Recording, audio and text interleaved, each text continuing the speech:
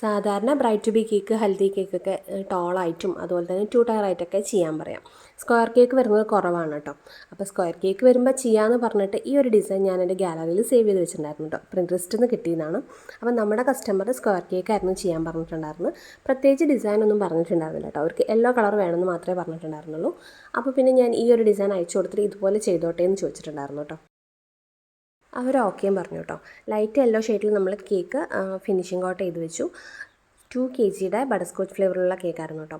പിന്നെ ഇതേ സൈഡിൽ കുറച്ച് ഡാർക്ക് ഷെയ്ഡിൽ ഒരു കർട്ടൻ പോലെ കൊടുത്തു. മുകളിൽ കുറച്ച് ഫ്ലവേഴ്സും അതും ക്രീമിൽ തന്നെയാണ് കേട്ടോ ചെയ്ത് കൊടുത്തിട്ടുണ്ടായിരുന്നത്. പിന്നെ കുറച്ച് ലീവ്സൊക്കെ കൊടുത്തു. പിന്നെ നമ്മൾ പ്രിൻ്റ് എടുത്ത് വെച്ചിട്ടുള്ള ഒരു ഗേളുടെ പിക്ചർ ഉണ്ടായിരുന്നു.